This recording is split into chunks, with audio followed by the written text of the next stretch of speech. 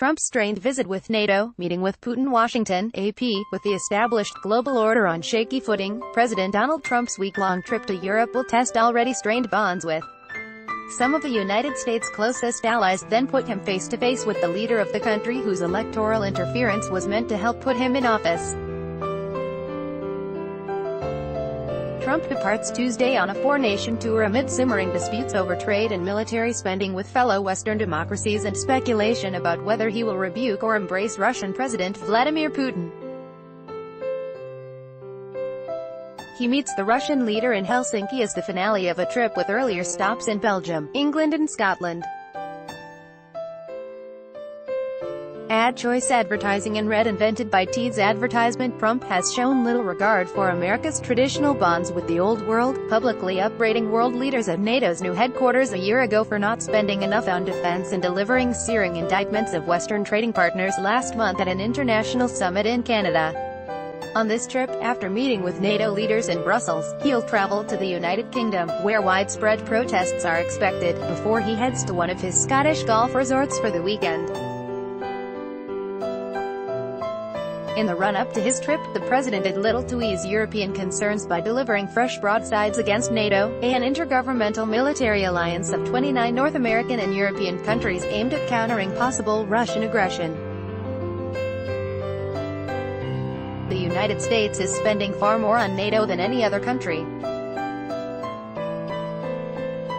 This is not fair, nor is it acceptable, Trump tweeted Monday morning, previewing his message in Brussels.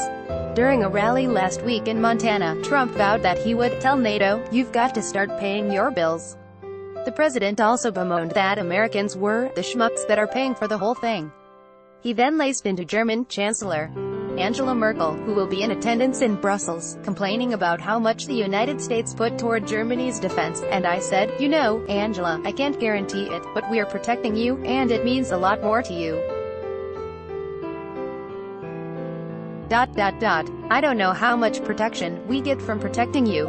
Advertisement. At the same time, he declared that Putin is fine, and that he had been preparing for their summit all my life. Experts fear the trip could produce a repeat of the dynamics from Trump's last trip abroad, when he admonished group of 7 allied nations at a summit in Canada before heading to Singapore, where he showered praise on one of America's longest-standing adversaries, North Korea's Kim Jong-un.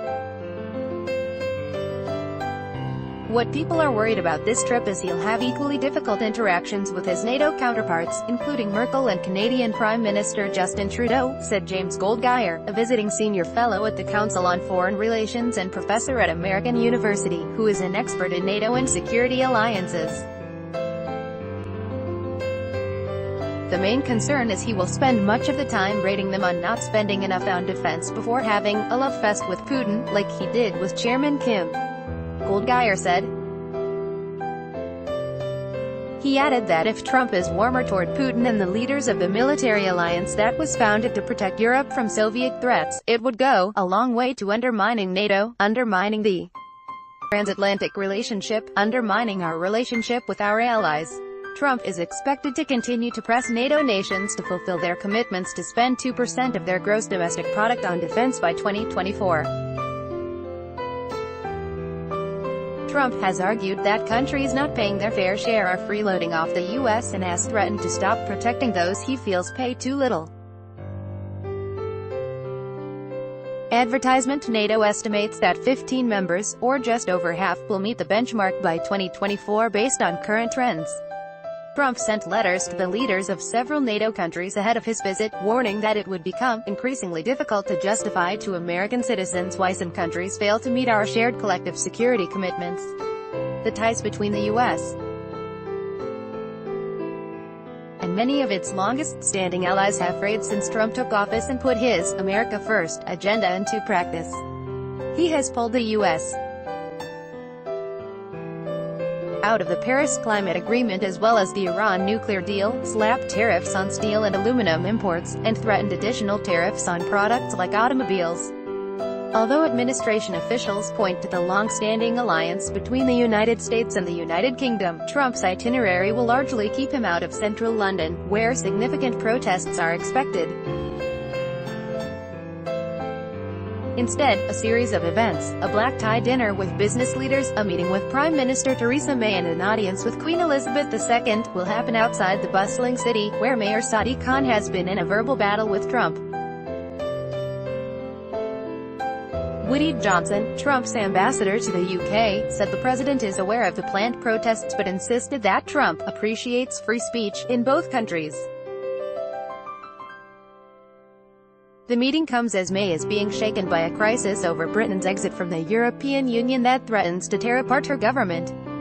The White House said Monday that Trump continues to look forward to his meeting with May in spite of the controversy, which has already sparked the resignations of British Foreign Secretary Boris Johnson and Brexit Secretary David Davis, the government's top Brexit official.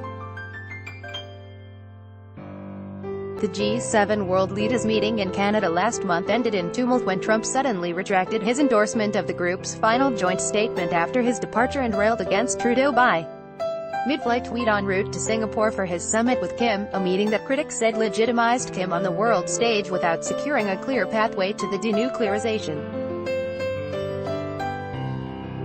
The president was willing to offer concessions to Kim without getting anything specific or concrete in return, said Jeffrey Rathke, deputy director of the Europe program at the Nonpartisan Center for Strategic and International Studies. He said the decision had sparked kind of a frenzy about what concessions Trump might be willing to offer Putin without NATO sign-off. Putin's wish list, an end to U.S. military exercises in Europe and the scaling back of U.S. forces there. The summit also will offer Putin a chance to try to persuade Trump to lift some of the sanctions imposed on Russia over its 2014 annexation of Crimea, its support for separatists fighting the government in eastern Ukraine and its alleged meddling in the 2016 U.S. presidential election. Trump has already met with Putin twice as president, including a meeting on the sidelines of a summit in Germany that stretched for more than 2 hours. Plans for a full-fledged summit had been delayed amid the FBI and congressional probes into whether Trump campaign aides coordinated with Russia to help Trump win the election. Trump has dismissed those probes as nothing but a witch hunt, saying that he wants to improve relations with Moscow. Trump has repeatedly cast doubt on conclusions by the nation's intelligence agencies that Russia tried to help him win the 2016 election, in noting that Putin has strongly denied being behind the interference.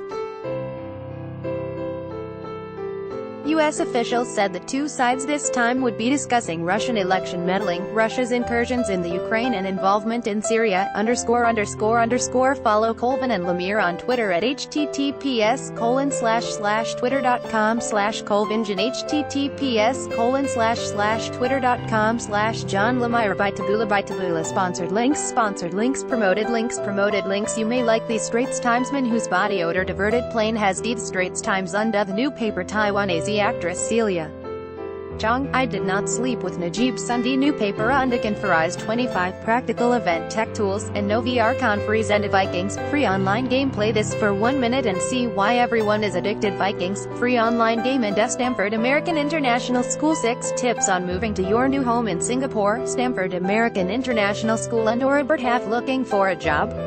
Send us your resume. Robert Half on